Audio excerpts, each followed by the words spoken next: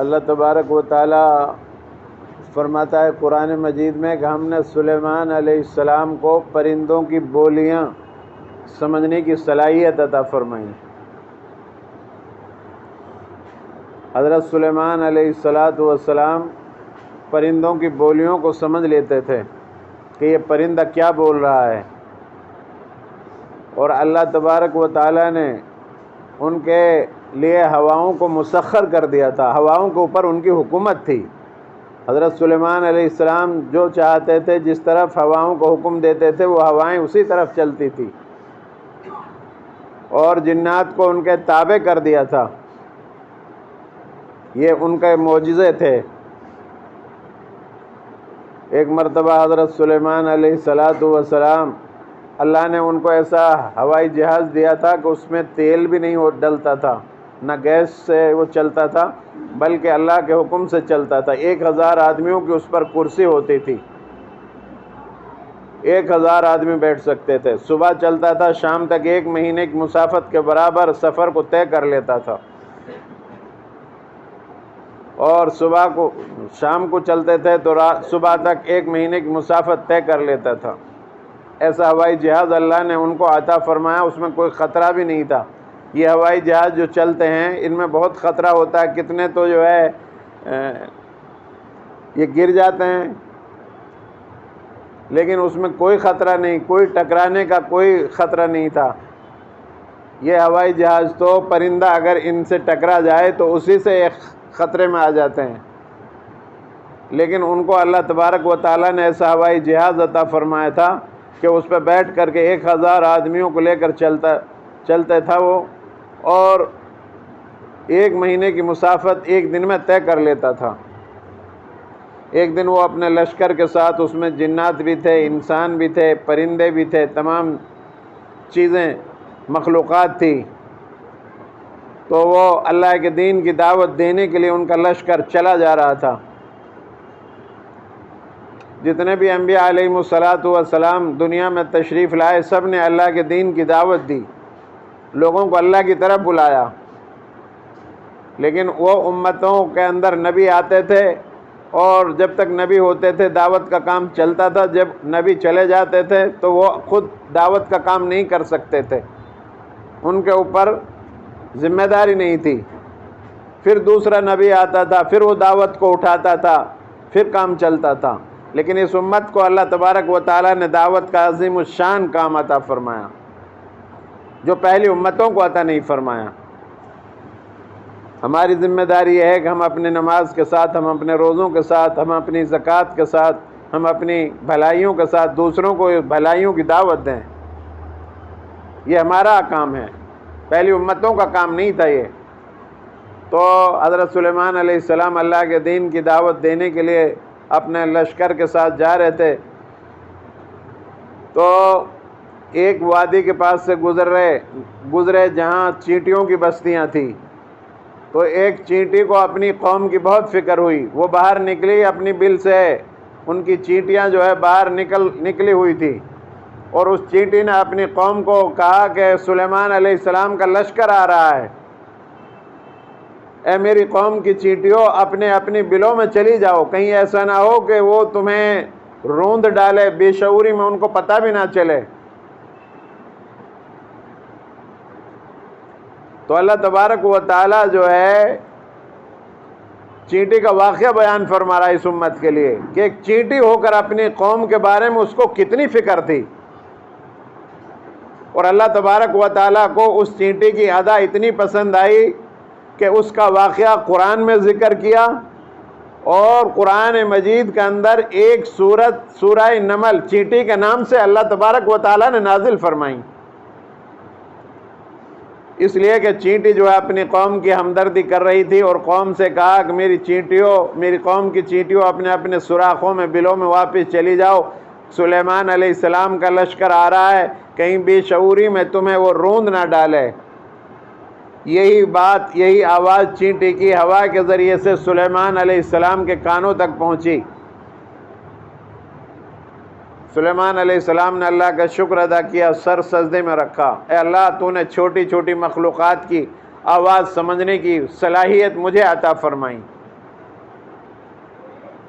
تو چینٹی ہو کر اپنی قوم کی کتنی ہمدرد تھی، اس لیے اللہ تبارک و تعالیٰ نے چینٹی کا واقعہ قرآن میں ذکر کیا، اور اس چینٹی کے نام سے ایک سورت کو منسوب کیا، سورہ نمل کے نام سے قرآن مجید میں یہ سورہ نمل موجود ہے۔ تو ہم لوگ بھی انسان ہو کر اپنی قوم کے ہمدرد کیوں نہیں بنتے؟ اپنی قوم کو ہر برائی سے بچانے کے لیے ہم کوشش کریں۔ اور اللہ تبارک و تعالیٰ پھر فرما رہا ہے کہ ہم نے سلیمان علیہ السلام کو جنات کو ان کے قبضے میں دے دیا۔ ایک عورت کا واقعہ، جا رہا تھا لشکر جو ہے، تو اس میں جنات اور انسان سب ہوتے تھے۔ ایک ہدہد پرندہ ہے جو اپنا گھر پیڑ کے اندر بنا لیتا، اپنی چونچ اتنی لمبی ہوتی ہے اور اس کے سر پر تاج ٹائپ کا ہوتا ہے کچھ، ہدہد نام ہے اس کا، اور وہ بل بنا لیتا ہے چونچ سے اپنی درخت کے اندر، اسی میں بیٹھتا ہے وہ اس کا نام ہے ہدہد۔ ایک دن وہ غائب تھا لشکر میں، وہ نہیں تھا موجود۔ سلیمان علیہ السلام کو پانی کی ضرورت پڑتی تھی، لشکر چلتا تھا تو پانی کی پیاس اور وضو وغیرہ کے لیے پانی کی ضرورت پڑتی تھی، تو وہ بتاتا تھا کہ یہاں پانی موجود ہے، زمین میں اپنا سر اپنی چونچ مارتا تھا کہ یہاں پانی موجود ہے۔ ادھر جنات کو حکم دیا جاتا تھا، جنات آنن فانن میں زمین کو اکھاڑ کر پھینک دیتے تھے اور پانی مہیا ہو جاتا تھا پوری لشکر کے لیے۔ وہاں پانی کی ضرورت پڑی تو وہ پرندہ ہدہد نام کا نہیں تھا، موجود نہیں تھا۔ سلیمان علیہ السلام نے فرمایا ہدہد آج کہاں چلا گیا؟ اگر یہ کوئی معقول عذر بیان کرے گا تو اس کو چھوڑ دوں گا، ورنہ اس کو ذبح کروں گا اور سخت عذاب دوں گا۔ لیکن وہ بھی اللہ کا بندہ، اللہ کی مخلوق، دیکھیے پریشانی میں مبتلا تھا، وہ بھی دیکھنے کے لیے گیا تھا کہ کیا ہو رہا ہے دنیا میں۔ وہ ایک آتا ہے تو سر جھکا کر ادب سے عرض کرتا ہے سلیمان علیہ السلام میں ایک خبر لے کر آیا ہوں، ہواؤں پر حکومت، پرندوں پر حکومت، جب تم اللہ کے ہو جاؤ گے تو اللہ تمہارا ہو جائے گا، پھر تم کو ساری چیزوں کو تمہارے تابع کر دے گا۔ اللہ تبارک و تعالیٰ ایسا ہے خالق اور مالک۔ ہمارے پہلوں کو کیسی حکومتیں عطا فرمائیں، پرندے بھی آ کر کے نہیں کہہ رہے ہیں جی ہم خبر لے کر آئے ہیں، جاسوسی۔ جب تم اللہ کے بن جاؤ گے تو تمام چیزیں تمہارے تابع کر دی جائیں گی۔ چنانچہ اس نے بتایا کہ جی ایک قوم ہے اور وہ جو ہے اس کی بادشاہ جو ہے بلقیس ہے، قوم سبا ہے وہ، اور وہ جو ہے آگ کو پوجتے ہیں اور اللہ کے ساتھ شرک کرتے ہیں، اور ان کا بہت بڑا ملک بھی ہے، اور میں یہ خبر لے کر آیا ہوں۔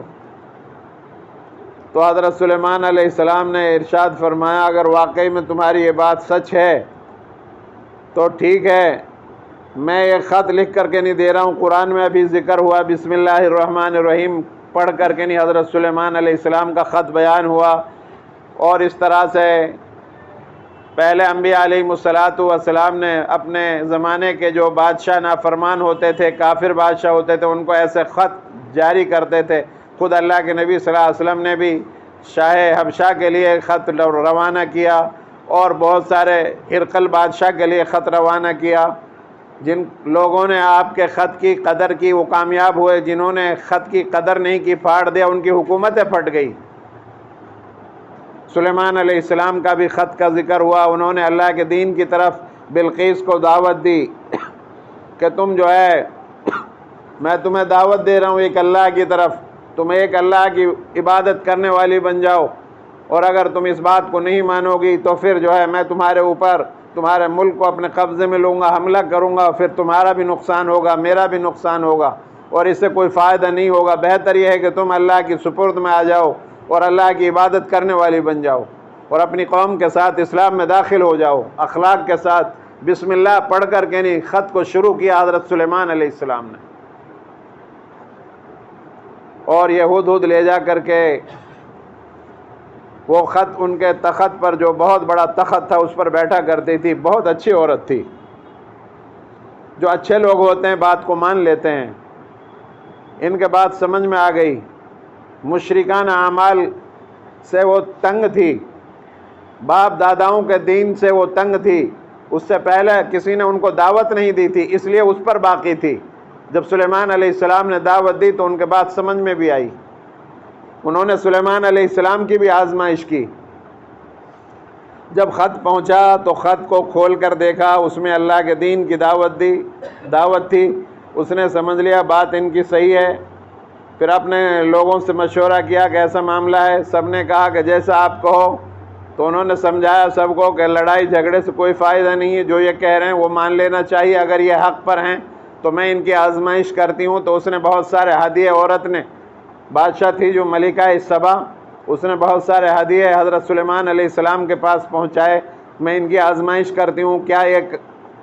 کیا یہ سچے ہیں؟ ہدیہ دے کر بھی آزمایا جاتا ہے، لے کر بھی آزمایا جاتا ہے۔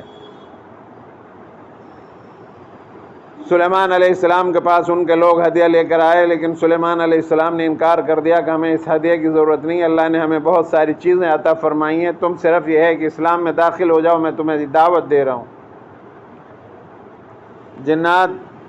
کو حضرت سلیمان علیہ السلام نے فرمایا کون اس کی تخت کو یہاں اٹھا کر کے نہیں لے کر آئے؟ وہ وہاں سے چلی آپ کے پاس، سلیمان علیہ السلام کے پاس، راستے میں تھی۔ سلیمان علیہ السلام نے جنات سے کہا کہ کون سا جن ایسا ہے کہ اس کی تخت کو آنن فانن میں اس کے آنے سے پہلے میرے پاس لا کر کے نہیں کھڑا کر دے، رکھ دے۔ تو ایک جن بولا، بہت قوی تھا، اور کہا میں امین بھی ہوں، قوی بھی ہوں، طاقتور بھی ہوں، میں پل جھپکنے کے برابر اس کا تخت یہاں لا کر کے نہیں حاضر کر دیتا ہوں۔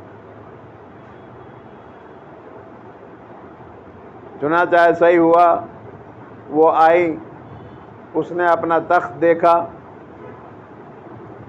کہا یہ تو ہمارا جیسا تخت معلوم ہوتا ہے، کچھ رد و بدل کی تھی اس میں حضرت سلیمان علیہ السلام کا آدمیوں نے۔ اس نے کہا یہ تخت تو ہمارا صحیح معلوم ہوتا ہے۔ جب اسے معلوم ہو گیا کہ واقعی میں مخلص ہیں اور اللہ کے پیغمبر ہیں، کوئی دنیا دار انسان نہیں ہے، کوئی ہمیں اپنے گرفت میں لینے کی وجہ سے ہمیں دعوت نہیں دے رہے، بلکہ ان کا اصل مقصد ہمیں سیدھے راستے پر لانا ہے، تو اس کے بعد سمجھ میں آ گئی، اور اس نے اپنی قوم کے ساتھ سب کے سب وہ لوگ جو ہے مسلمان ہوئے۔ تو اس طرح سے اللہ تبارک و تعالی قرآن مجید میں ہمیں بتانے کے لیے ان واقعات کو بیان کر رہا ہے کہ ان واقعات سے تم عبرت حاصل کرو۔ سلیمان علیہ السلام کو جنات قبضے میں دے دیے، سلیمان علیہ السلام جو کہتے تھے جنات سے وہ کرتے تھے۔ وہ سلیمان علیہ السلام نے جنات کے ذریعے سے بیت المقدس کو تعمیر کرایا۔ جو یہ بیت المقدس فلسطین ہے، جو یہودی لوگ ہیں، جو اسرائیل، وہ یہ کہتے ہیں کہ ہمارا گھر ہے، چونکہ وہ سلیمان علیہ السلام سے ان کی نسبت ہے، اس لیے وہ بھی اس کو مقدس سمجھتے ہیں۔ بہرحال میں عرض کر رہا ہوں کہ پوری قرآن کے اندر دعوت بھری ہوئی ہے، اور ہم لوگ بھی اللہ کے دین کی دعوت کے لیے کام کریں، اللہ کے دین کی دعوت دیں، جہاں بھی رہیں، جس طریقے سے بھی اخلاق کے ساتھ اور قرآن مجید کے مطابق ہم لوگوں کو اللہ کے دین کی طرف بلائیں، اپنوں کو بلائیں، غیروں کو بلائیں، سب کو اللہ کے دین کی دعوت دیں، اخلاق کے ذریعے سے اسلام کی طرف راغب کریں۔ اس کے بعد اللہ تبارک و تعالی جب رسول اللہ صلی اللہ علیہ وسلم کے چچا کا دنیا سے انتقال ہونے لگا تو رسول اللہ صلی اللہ علیہ وسلم کے اوپر اس کے بہت زیادہ احسانات تھے۔ ابو طالب کے آپ نے ان سے فرمایا چچا اسلام میں داخل ہو جاؤ۔ یہ بھی دعوت، یہاں بھی دعوت کا تذکرہ ہو رہا ہے۔ تو ابو طالب نے کہا کہ بھتیجے مجھے معلوم ہے کہ تو سچا ہے، تیرا دین سچا ہے اور اللہ بالکل برحق ہے، لیکن اگر میں اب آخری وقت میں مسلمان ہوتا ہوں تو میری قوم کے لوگ یہ کہیں گے کہ ابو طالب موت کے ڈر سے بھتیجے کا دین قبول کر لیا، یعنی اتنی گھمنڈ اور غرور آخر میں بھی، اور اسی وجہ سے ان کو جو ہے اللہ تبارک و تعالیٰ نے ہدایت نہیں دی۔ اللہ کے رسول صلی اللہ علیہ وسلم نے لاکھ کوشش کی، سمجھایا کہ صرف میرے کان میں ہی کہہ دو تاکہ میں آپ کی آخرت میں گواہی دے دوں گا۔ تو اللہ تبارک و تعالیٰ فرما رہا کہ جن کی قسمت میں اسلام نہیں، آپ لاکھ کوشش کرو، کچھ بھی کرو، وہ اسلام میں داخل نہیں ہوں گے، ہدایت نہیں پائیں گے، اور جن کو قسمت میں دین ہے، ہدایت ہے، وہ جو ہے اسلام قبول کر لیں گے۔ ہدایت محمد صلی اللہ علیہ وسلم آپ کے ہاتھ میں نہیں، ہدایت میرے ہاتھ میں ہے۔ اس طرح سے اللہ تبارک و تعالیٰ بہت سارے واقعات قوم سمود کے، قوم عاد کے، لوط علیہ السلام کے قوم کے، کہ انہوں نے ان کو ہم نے کتنی فراوانی عطا فرمائی، زرخیز زمین عطا فرمائی، کیسے کیسے باغات، کیسے پانی اور طرح طرح کے پھل، اور بڑے خوشنما ان کی بستیاں تھیں، ان کا تذکرہ ہوا زبردست طریقے سے۔ امن خلق السماوات والارض، ان کو ایسی بہترین زمینیں عطا فرمائیں کہ وہیں دریائے نیل کے قریب اور میٹھا پانی اور ان کے انگور اور ان کے اچھے اچھے پھلوں کے باغات موجود تھے۔ اور ایسے تاریخ لکھتی ہے کہ یہ ان کے باغوں کے نیچے سے کوئی آدمی خالی ٹوکرا لے کر نکل جائے تو طرح طرح کے پھلوں سے وہ ٹوکرا بھر جاتا تھا۔